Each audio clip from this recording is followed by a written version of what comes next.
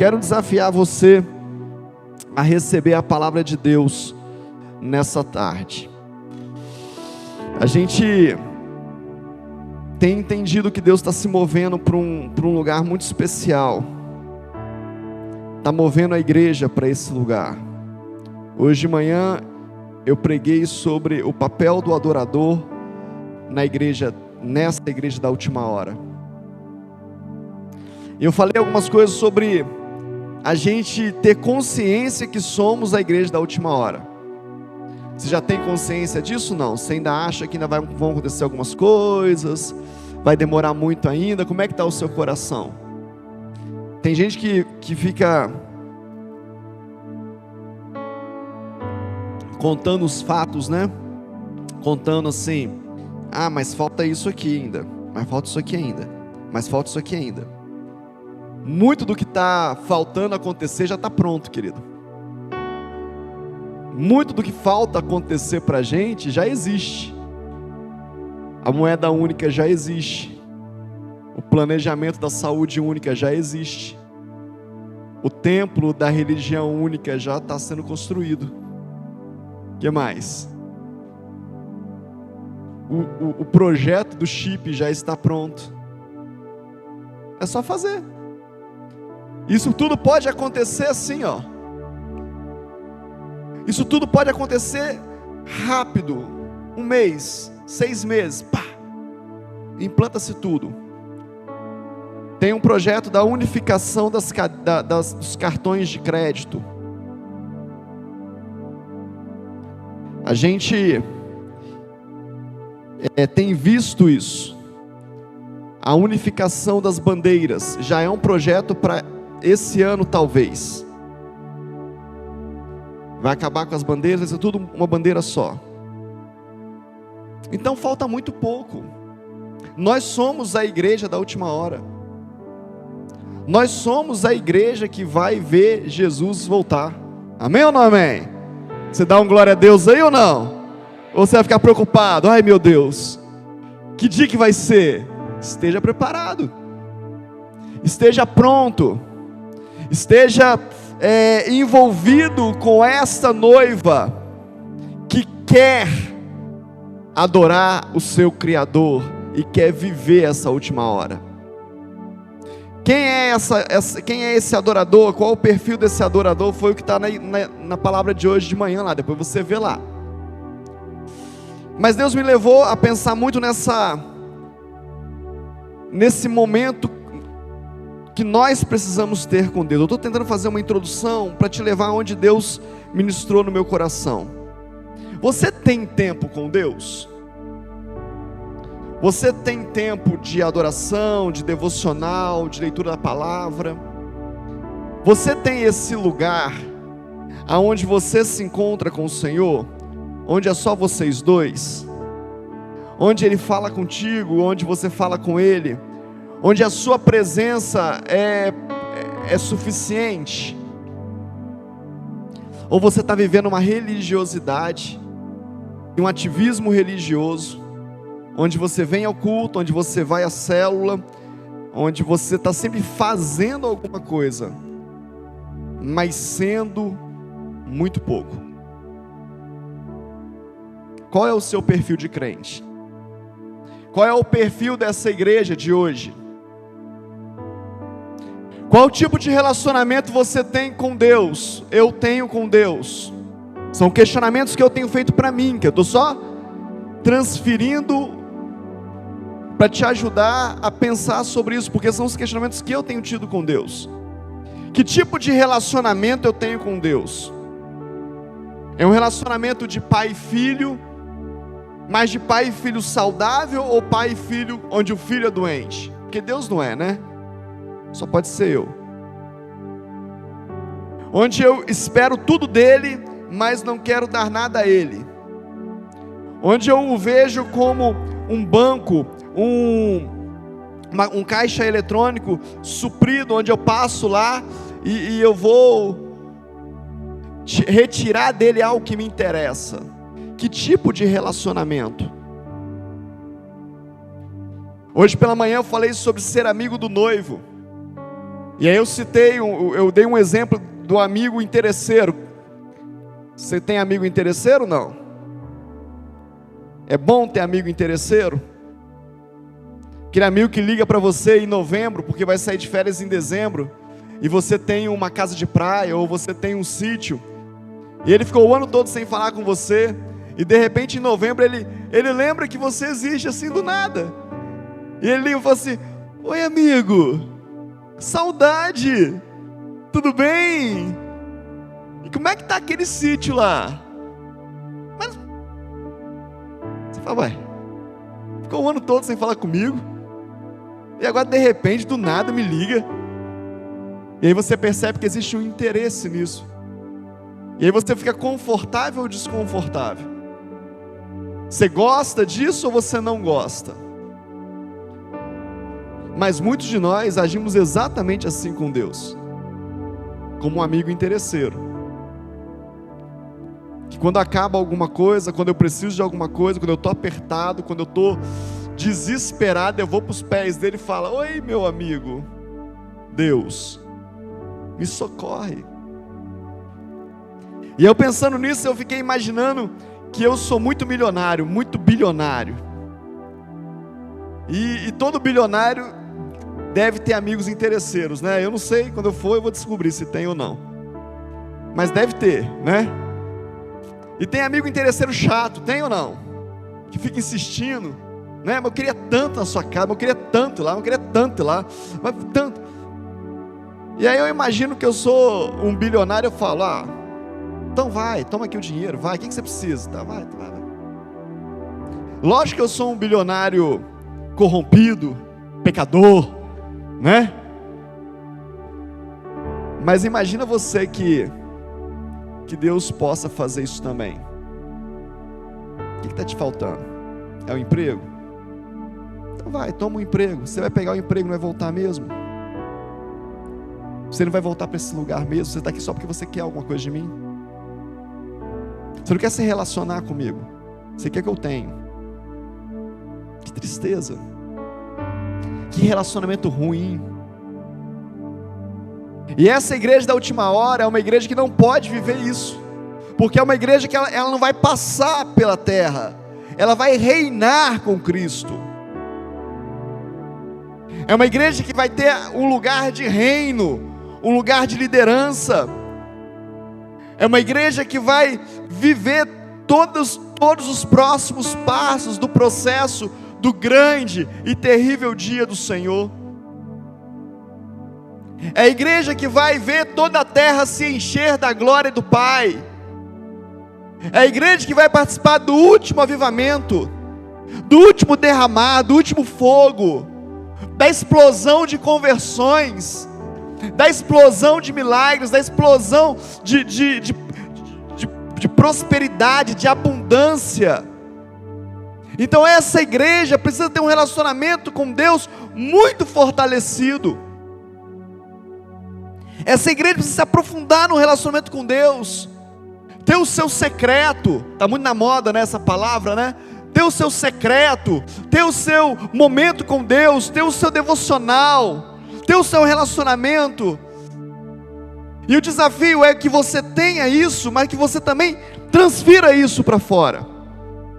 Mas o que Deus falou comigo nessa tarde, eu estava pensando na palavra que eu preguei de manhã, e Deus falou comigo assim: muitos não têm nem o primeiro, e você quer que eles tenham o segundo.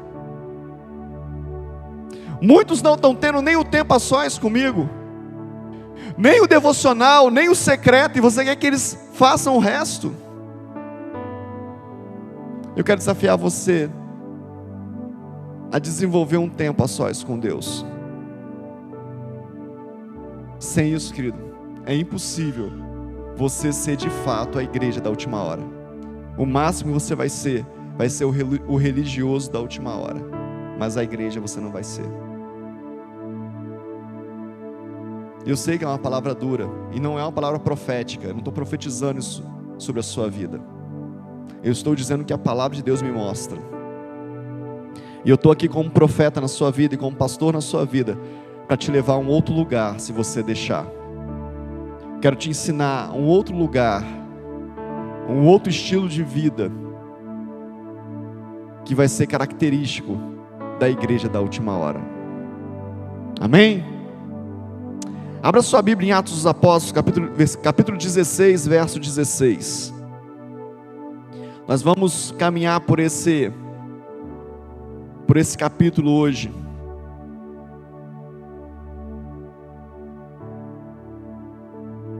Atos dos Apóstolos 16, 16. Amém? Antes de eu ler a palavra de Deus, tem visitantes conosco nessa tarde? Pela primeira vez, você está nos visitando, está conosco, faz um sinalzinho com a sua mão só para eu ver. Tem? Amém, glória a Deus. Tem mais alguém pela primeira vez conosco? Amém, glória a Deus. Você que está conosco pela primeira vez, ali atrás tem uma equipe, eles estão de camisa amarela, no final do culto eles vão estar ali, e tem uma surpresa para você, tem uma lembrança para você marcar essa tarde, amém? Então não vá embora sem passar ali e poder receber esse carinho ali da equipe de consolidação, em nome de Jesus, tá bom? Vamos lá, Atos 16, 16 diz o seguinte: aconteceu que indo nós para o lugar de oração, veio ao nosso encontro uma jovem possuída de espírito adivinhador, a qual adivinhando dava lucro aos seus donos. Seguindo a Paulo e a nós, gritava dizendo: estes homens são servos do Deus Altíssimo, e anunciam a vocês o caminho da salvação. Isso se repetiu por muitos dias. Então Paulo, já indignado, voltando-se, disse ao espírito: em nome de Jesus Cristo, eu ordeno que você saia dela. E na mesma hora o espírito saiu. Só até aí por enquanto. Eu queria dividir essa palavra em 3 atos. Eu queria fazer esse primeiro momento com você aqui. Primeira coisa que está acontecendo é que Paulo está indo para um lugar de oração, para a sinagoga, muito provavelmente. Sinagoga eram pequenos templos situados nas cidades onde as pessoas oravam, onde as pessoas estudavam a palavra, onde as pessoas tinham um tempo com Deus. E Paulo está indo para o lugar da oração, para a casa de oração. E tem uma jovem que vai atrás deles dizendo: estes homens são homens de Deus. O que esses homens falam são a verdade. E eu queria te perguntar, qual é o problema de se falar isso? Se alguém diz para você: você é bom, você é um homem de Deus, você é uma mulher de Deus, e você de fato é, qual é o problema? E aí Paulo, isso dura alguns dias, pelo que parece, e aí Paulo um dia se perturba daquilo, e ele vira-se para aquela moça e fala, para aquele espírito, e fala: em nome de Jesus, sai dela. E ela fica liberta. Como é que Paulo sabia que aquilo era um espírito maligno, de adivinhação? Se o que aquela mulher dizia era algo bom, não era mentira, aquela mulher não estava dizendo mentira, por que Paulo se perturba com aquilo? Como que Paulo consegue ter discernimento disso? Eu quero que você volte um pouquinho e lembre para onde Paulo estava indo. Paulo estava indo para o lugar da oração. Paulo estava indo para o seu secreto. O que dá subsídio para você saber o que é de Deus e o que não é de Deus, querido, é o tamanho da sua intimidade com Ele. O que vai dizer para você o que fazer, o que não fazer, se o que você está fazendo vai ser bom ou vai ser ruim, é o tamanho da sua intimidade com Ele. Há muitos anos atrás eu vi um pastor explicando sobre verdade e mentira, falsidade e verdade. E ele dizia que o Reino Unido é o lugar, o país onde a equipe de investigadores de falsidade, de coisas falsas, tem o maior número de sucessos. Os melhores investigadores são os investigadores do Reino Unido. E ele explicava na sua palavra que isso acontecia porque eles ficavam dia e noite pegando em coisas verdadeiras. Eles não estudavam a nota falsa, eles não estudavam o documento falso, eles não estudavam a moeda falsa, eles estudavam a verdadeira. E eles ficavam dia e noite ali apalpando e passando a mão e olhando e observando e pegando todos os detalhes e destrinchando tudo aquilo que era verdadeiro. E quando alguma coisa caía na mão deles que era falso, imediatamente eles sabiam que era falso, mesmo que parecesse muito verdadeiro, porque eles sabiam o que era o verdadeiro. Sabe, querido, você só vai saber o que é o verdadeiro, você só vai ter a revelação do verdadeiro no seu tempo com Deus, no seu secreto. E tudo que for falso vai soar ruim ao seu ouvido, vai te incomodar, você fala, isso aqui não vem de Deus, parece que é de Deus, mas não é de Deus. Esse movimento parece que é bom, mas não é de Deus. Isso que está acontecendo parece que é jóia, mas não é de Deus, porque eu sei o que é de Deus, e essa voz não vem de Deus. Muitas pessoas querem saber nos dias de hoje, como saber qual é a voz de Deus, como discernir a voz de Deus. Pergunta para criança no parque de diversão, lotado de criança, e de repente uma mãe ou um pai chega na beirada do alambrado e fala: João, João. Tem 15 João lá, mas só o João, que é com ele, que está falando que, oi, mas como é que você sabe que é com você? Porque eu conheço a voz da minha mãe. Sabe por que ele conhece a voz da mãe dele? Porque ele ouve a voz da mãe dele o dia inteiro. O dia inteiro. João, João, João, João. É natural, é familiar. O outro João que estava lá nem olhou para trás, não é comigo, eu sou João, mas não está falando comigo, é com outro João. É outra mãe que está chamando. Um outro exemplo disso são os pastores no campo, os pastores de ovelhas.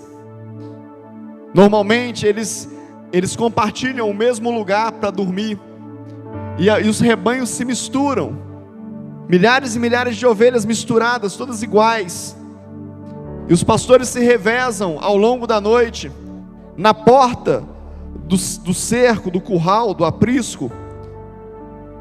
Eles se revezam ali, e eles ficam ali se revezando, e cada hora um dorme um pouco, outro vai, outro dorme, mas as ovelhas estão lá dentro guardadas. Mas quando chega de manhã, um pastor chega lá e emite um som,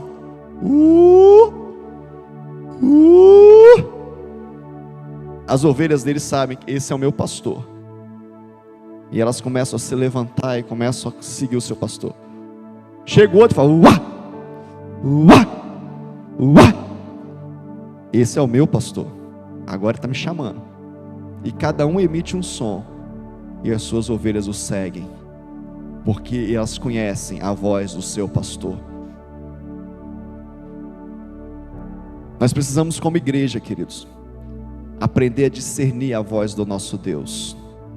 Mesmo que tenha um espírito maligno, adivinhador, falando coisas maravilhosas conosco, nós vamos saber que não vem de Deus, e pelo nome de Jesus nós vamos expulsá-lo da nossa vida. A não ser que tenha algum interesse, a não ser que isso de alguma forma me favoreça. E o texto vai dizer aqui, no versículo 19, que quando os donos da jovem viram que se havia desfeito a esperança do lucro, agarraram Paulo e Silas e os arrastaram para a praça, à presença das autoridades. E levando-os aos magistrados, disseram: esses homens, sendo judeus, perturbaram a nossa cidade, propagando costumes que não podemos aceitar em prática, porque somos romanos. Então a multidão se levantou unida contra eles. Os magistrados, rasgando-lhes as roupas, mandaram açoitá-los com vara. E depois que lhes deram muitos açoites, os lançaram em prisão, ordenando ao carcereiro que o guardasse com toda a segurança. Este, recebendo tal ordem, levou-os para o cárcere interior e os prendeu os pés deles no tronco. Por volta da meia-noite, Paulo e Silas oravam e cantavam louvores a Deus. Os demais companheiros de prisão escutavam. De repente sobreveio tamanho terremoto que sacudiu os alicerces da prisão. Todas as portas se abriram e as correntes de todos os presos se soltaram. Só até aí. Agora tinha alguém que levou prejuízo com a libertação daquela jovem. Aquela jovem dava lucro. É a mesma passagem, ou o mesmo tipo de passagem de Jesus lá na região de Gadara, quando o endemoniado que perturbava a cidade, que andava nu pela cidade, que dormia nos túmulos, e que mesmo acorrentado, arrebentava as correntes e perturbava aquele povo, quando Jesus chega, e ele dá testemunho de Jesus e fala: este é o Filho de Deus, porque o diabo sabe quem Jesus é. Mas deixa eu te dar uma notícia, não sei se vai ser boa ou ruim para você. Ele também sabe quem você é. O diabo sabe o seu nome. O inferno sabe o que você anda fazendo. Se engane não. E aí quando ele dá testemunho de Jesus, Jesus ainda assim o liberta. E aquela legião de demônios fala para Jesus: permita-nos possuir os porcos, porque demônios, querido, precisa de algum corpo para poder agir. E Jesus permite que eles possuam os porcos, e os porcos se jogam no abismo, de tão perturbados que ficaram. Os criadores de porcos, que não era uma carne comível naquela época, se revoltam com Jesus e mandam ele embora, porque atrapalhou o interesse de alguém, ou de um grupo. Deixa eu te falar, querido, cuidado para os seus interesses não atrapalhar a sua libertação. Cuidado para o seu interesse não atrapalhar a libertação da sua família. Cuidado para os seus interesses não atrapalhar a obra de Deus na sua casa. Talvez você tenha algum lucro com isso, alguma vantagem com isso. Cuidado. Eu conheço alguns casos de mulheres que vinham para a igreja e participavam do círculo de oração, e participavam das reuniões de campanha, e participavam das semeaduras, e sempre o primeiro ponto da semeadura, o primeiro ponto das orações, dos clamores era: Deus salvar o meu esposo. E um dia, aprove Deus salvar o digníssimo. E aí nós tivemos um grande problema na igreja, porque o digníssimo aceitou Jesus de verdade, começou a estudar a Bíblia de verdade, começou a orar de verdade, e de verdade ele descobriu que a esposa não era convertida, que a esposa não dava testemunho, que a esposa andava em pecado. Só que agora o digníssimo é salvo, sacerdote, crente, e ele começou a dizer para a esposa: você não pode fazer isso, você não pode mentir desse jeito, você não pode fazer dessa forma. E aí tínhamos um grande problema, a ponto de já ouvir de esposas dizerem assim: quando não era crente era melhor, porque quando não era crente não me perturbava, não me corrigia. Quando não era crente eu tinha lucro, eu tinha vantagens. Cuidado. E diz o texto que porque Paulo e Silas trouxe esse transtorno na cidade, porque algumas pessoas levavam vantagem com isso, a cidade agora se levanta contra eles. Quais são as vantagens que nós temos levado, querido? Você é do tipo de pessoa que gosta de levar vantagem? Você gosta de dar aqueles testemunhos, de contar assim: rapaz,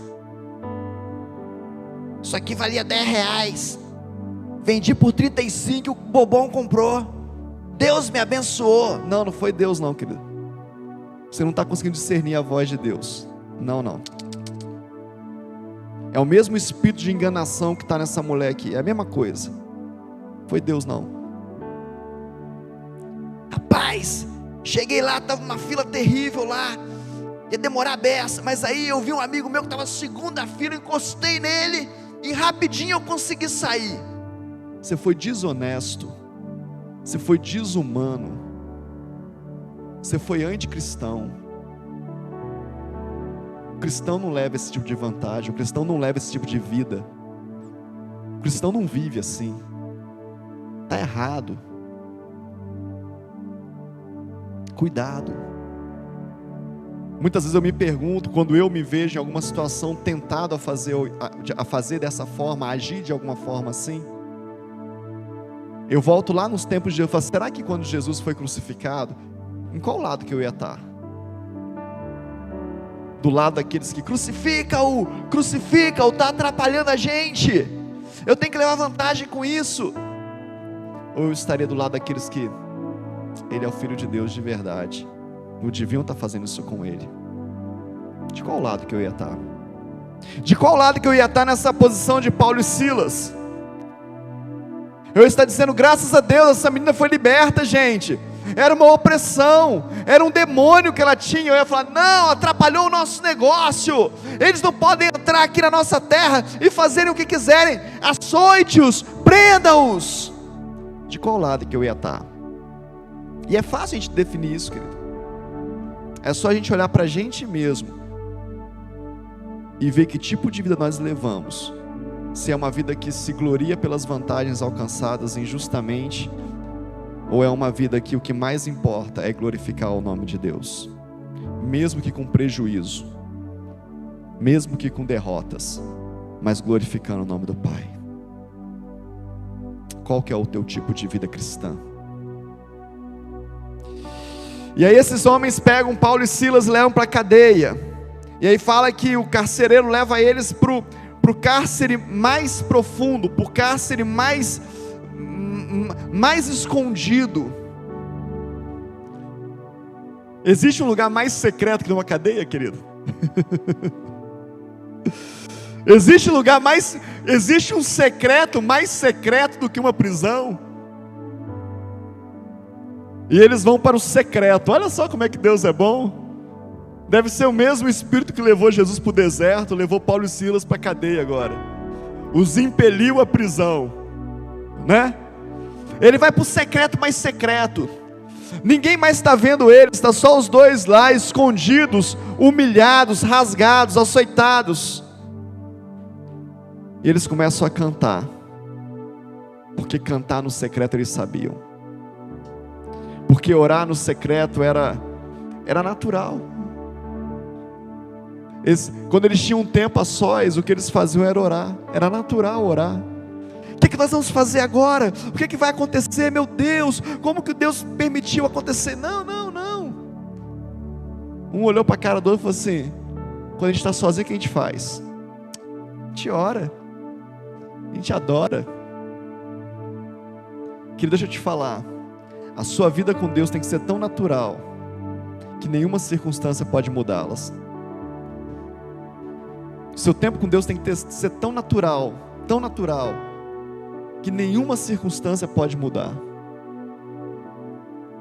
Todo momento que você tiver, o espaço de tempo que você fala assim, eu vou adorar a Deus, porque tudo que eu sei é adorar. Não espera chegar em lugares extremos, em problemas extremos. Eu vejo alguns testemunhos, as pessoas falarem assim, e foi ficando ruim, foi ficando tão ruim, até o ponto, até o dia, que eu não tinha mais o que fazer, aí eu comecei a orar. Se eu tivesse começado a orar, quando começou a ficar ruim, talvez não tivesse ficado tão ruim. Quando não tinha mais o que fazer, quando a minha única opção era chorar, eu chorei. Por que você não chorou 5 dias antes? Por que você não se jogou no secreto 5 dias antes? Não foi culpa sua, não. Não foi culpa daquele momento, não, deixa eu te falar. Foi culpa do estilo de vida que você caminha. Porque se o secreto fosse algo natural para você, a primeira coisa que você ia fazer é se jogar no secreto. A primeira coisa que você ia fazer era falar, opa, tem uma questão aqui, deixa eu me jogar aqui. Hoje nós recebemos uma ligação de alguém que estava passando mal, um pouquinho depois do almoço. E foi uma cena tão intrigante, porque a pastora Carla recebeu a notícia que a pessoa estava passando mal, e ainda decidindo como a gente precisava tomar algumas decisões para poder socorrer a família. Mas ali no meio das tomadas de decisões, nós nos vimos orando na sala, sem ninguém falar vamos orar. Porque tudo que fazemos na hora do aperto é orar. E ela no telefone aqui, ela, Senhor, interfere lá, Senhor. Nós profetizamos vida, nós profetizamos saúde. E eu do lado de cá, nós profetizamos saúde, Senhor. Nós profetizamos vida. E daqui a pouco a nossa filha chega e fala, o que está acontecendo? E a gente fala, pessoa fulano de tal está passando mal. E ela fala, vamos orar. Nós já oramos. Porque ela também sabe que o natural é orar. A primeira coisa a fazer é orar, querido. A primeira coisa a fazer é fazer o que você faz sempre: clamar a Deus. E Paulo e Silas estão fazendo algo que para eles é natural. Paulo e Silas não estão enfrentando uma batalha espiritual. Eu queria que você entendesse isso. Paulo e Silas não estão com as mãos na parede da prisão, da cela, na grade, dizendo, em nome de Jesus, nós decretamos que sejam abertas as portas, que os cadeados se rompam, em nome de Jesus, abra a porta, abra a porta. Não, não, não, não, não, não. Ele está cantando, confiando em nosso Deus. Ele está cantando, ele está adorando.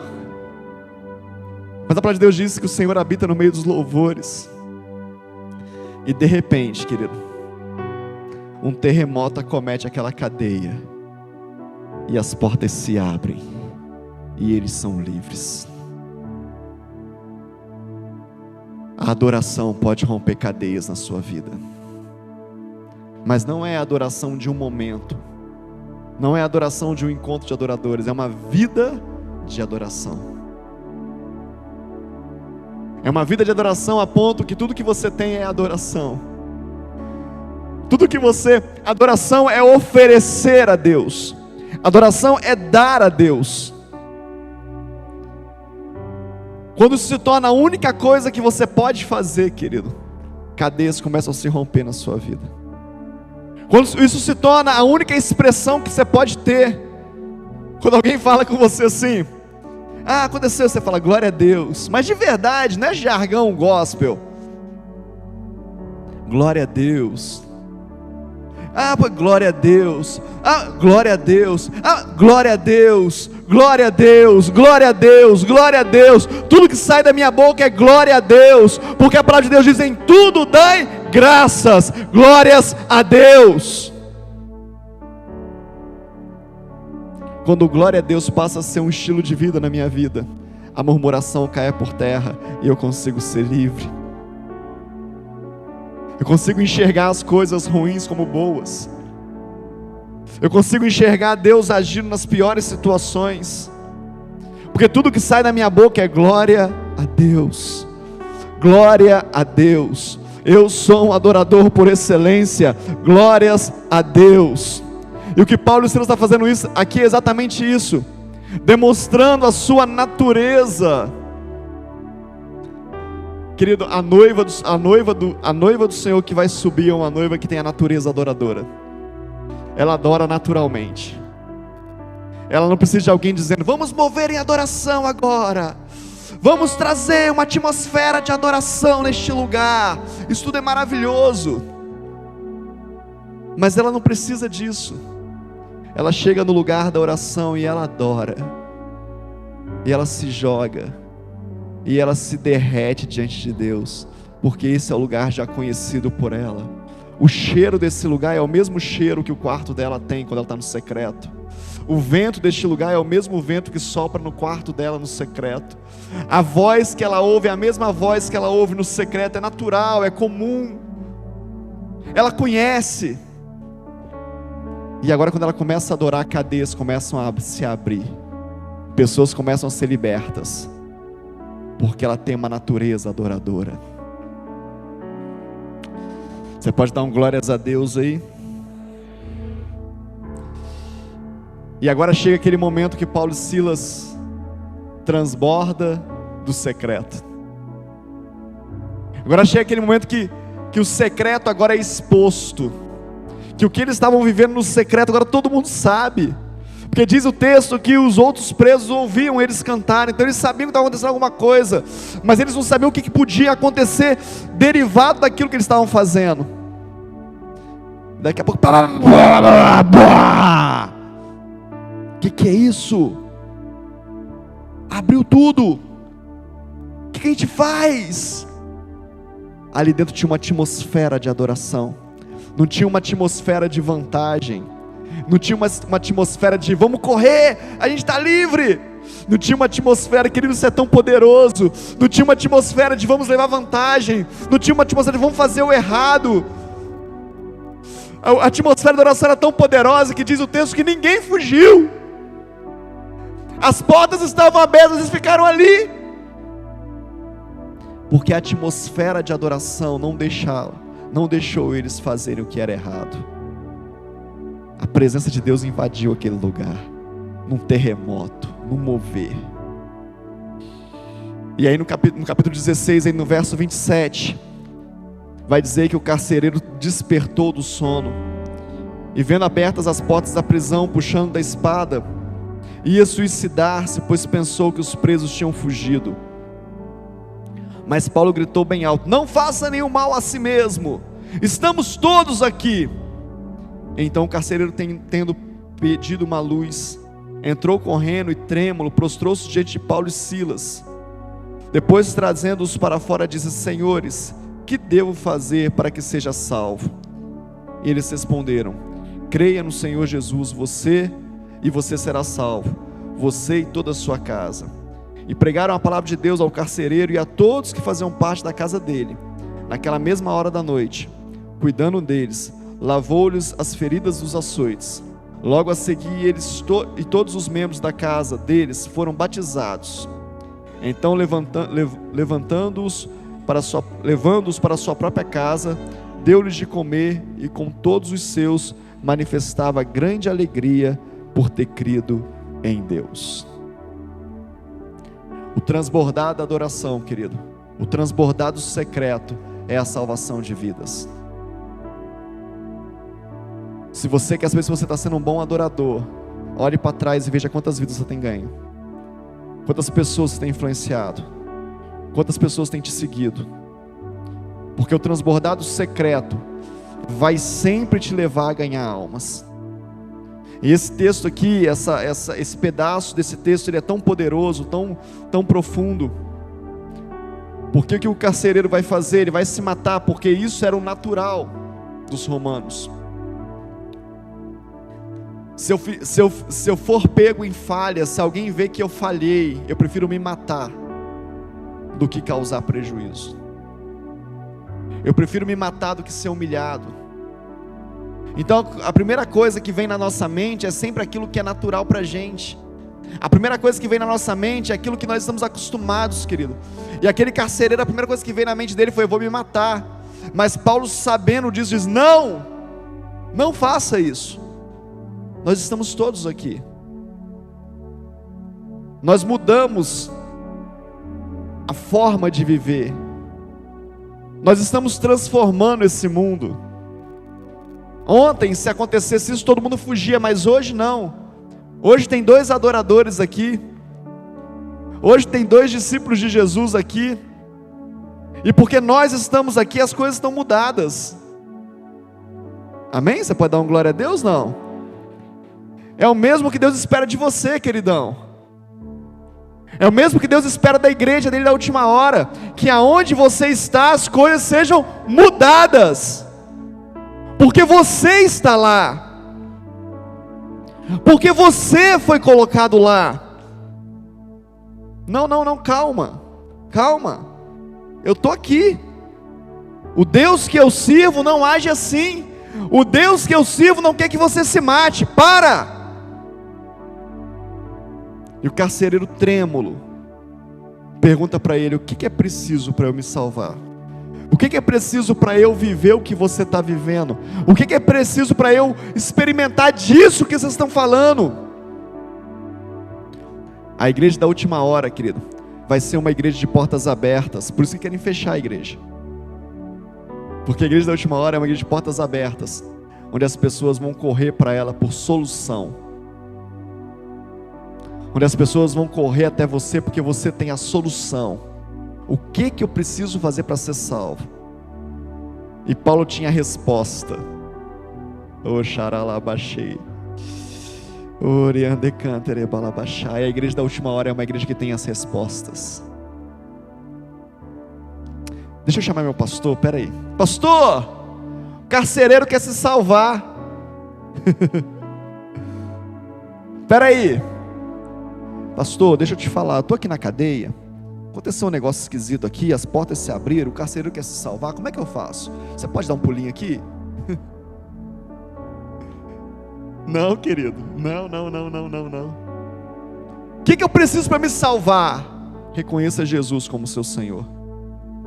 Será salvo você e a sua casa.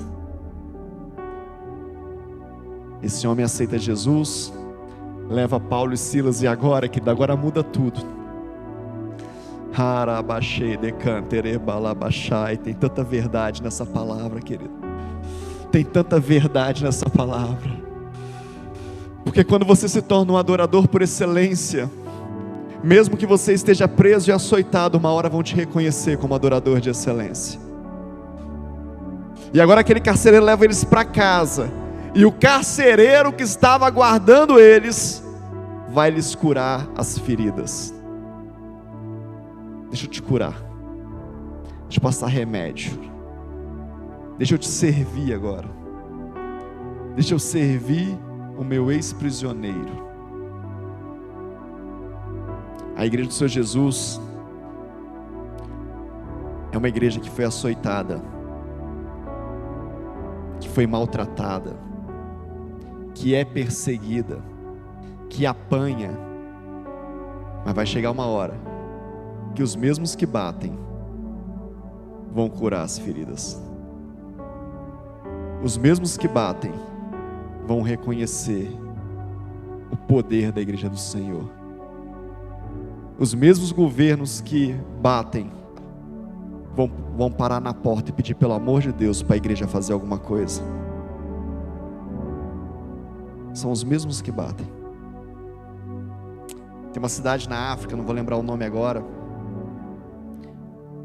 uma cidade altamente perseguida, foi perseguida por muitos anos, cristãos morreram, muitos, mas hoje o governo vai na igreja cristã evangélica e diz para o pastor: pastor, nós estamos precisando de leitos no hospital, o senhor pode abençoar? E a igreja patrocina os leitos. Pastor, nós precisamos construir uma escola. A igreja constrói a escola, porque a igreja do Senhor Jesus é solução, querido. A igreja do Senhor Jesus é solução para esse mundo. E eu sei que está pesada, está pesada a palavra, eu sei que está. Mas eu queria terminar perguntando para você: o que você acha que falta para a igreja do Brasil ser essa igreja solução? O que você acha que falta para a igreja em Timóteo ser solução? Em Minas Gerais, Minas Gerais, ela tem a 20ª cidade menos evangelizada do Brasil. Você sabia disso? Não. Tem uma cidade, eu esqueci, o nome está só parte do nome na minha mente, tem um nome maior. É a 20ª cidade menos evangelizada de todo o Brasil. O que falta para a gente ser solução?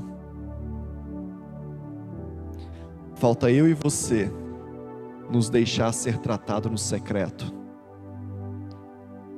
Falta eu e você deixar de olhar para o nosso umbigo, para os nossos problemas. Falta eu e você deixar de concorrer qual o problema maior. Estou com um problema aqui porque você não sabe o meu é muito maior. Nossa, já passei por isso. Nossa, é muito pior. Nossa, está doendo a minha cabeça, dói a cabeça, o braço, a perna. Para com isso, querido. Você pode estar com o corpo todo doendo. Se alguém já você assim, está doendo minha cabeça, fala assim: vem cá que eu vou orar por você, porque eu tenho a cura para você. E talvez Deus cura ele e você. Nós somos solução, querido. Nós somos remédio para o doente. Nós somos abrigo para o desabrigado. Celeiro porque tem fome. Essa é a igreja da última hora. Essa é a igreja do Senhor. Bispo, como viver isso?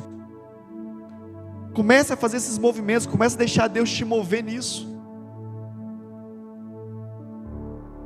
Comece a fazer sua compra do mercado, pensando no que você vai deixar no celeiro.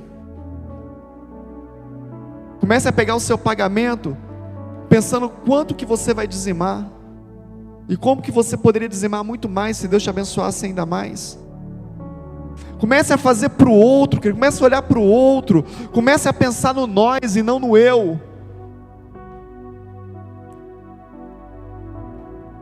Comece a investir tempo com Deus, para Deus te usar no nós, na comunhão, na congregação. Comece a ter misericórdia. Aí se você tem tempo com Deus, de secreto, você faz isso. Mas comece a ter misericórdia do teu irmão, ao invés de ter acusação. Comece a ter compaixão das pessoas, ao invés de apontamentos. Você já cantou desafinado na igreja? No louvor? Você já errou uma letra assim absurdamente? Atravessou tudo? Você já aconteceu com você? Comigo já. Muitas vezes, né? Mas teve uma vez em específico que a gente foi cantar uma canção na igreja. Aquele dia era dia de eu ministrar louvor. O pessoal era corajoso. O pessoal era gente de oração. Só que aí chegou um tecladista na igreja. Eu amo os tecladistas, tá? Mas chegou um tecladista aquele dia, Winder. O cara não era da nossa igreja. O cara era tio de um rapaz da igreja. E ele tocava música totalmente diferente do que a gente tocava. Ele tocava em outro tom. Imagina, para um desafinado que não consegue achar nem o tom certo, imagina o errado. Vai dar ruim mesmo. E eu errei a música toda, querido. E aí, pensa num negócio ruim, mas ruim, mas ruim. E era a última música do louvor. Foi aquela... E aquele dia eu saí da igreja muito envergonhado, porque pessoas riram de mim. Eu vi as pessoas rindo. Eu vi as pessoas abaixando a cabeça, balançando a cabeça. Eu saí arrasado da igreja. E eu não consegui ficar nem para a palavra. Eu acabei o louvor, eu saí, peguei meu carro e fui embora para minha casa. E eu pensei comigo, cara, que tipo de cristianismo é esse que a gente vive? E eu já estava no ministério, eu já ministrava, já pregava. E eu lembro que 2 pessoas foram na minha casa depois do culto. Um discípulo meu e um amigo meu. E eles tocaram o interfone do apartamento. Eu falei com eles assim, eu morava sozinho na época. Eu falei, não quero conversar não, vai embora, depois a gente conversa, amanhã a gente se fala. Não, nós fazemos questão de subir. Abre aí que nós vamos subir. Eu falei, não, mas nós queremos subir. Não é nem abre aí. Era nesse prédio, estou lembrando que nesse prédio tinha porteiro. Então o porteiro que falou comigo. Eu falei, não quero falar com ninguém, mas eles estão insistindo aqui, Paulo. E eu deixei eles subir. E eles chegaram lá, eu achei que eles fossem falar para mim assim, pô cara, não foi tão ruim assim, que era uma mentira, porque tinha sido muito ruim. Não desanima não, e tal. Mas eles não fizeram nada disso. Eles só sentaram na mesa da minha cozinha e perguntaram, tem alguma coisa para beber aí? Tem um refrigerante aí, um suco? Eu falei, tem. Põe pra gente aí, pô. E a conversa foi essa.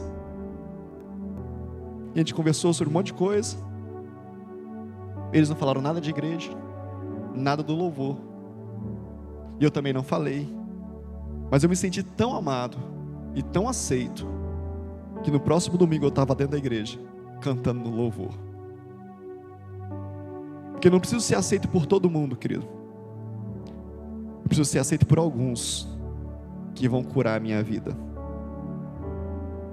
Talvez seja você que precisa aceitar alguém e ter compaixão de alguém, para você ser cristão, porque Deus está falando com você. Quero desafiar você a ser igreja de verdade.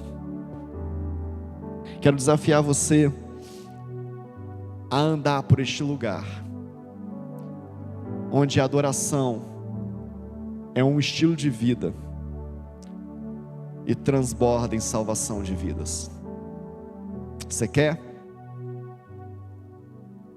Obrigado, Wallace, que bom que você quer, cara. Não preguei em vão. Você também quer? Você pode dar um amém aí e falar: eu quero, em nome de Jesus.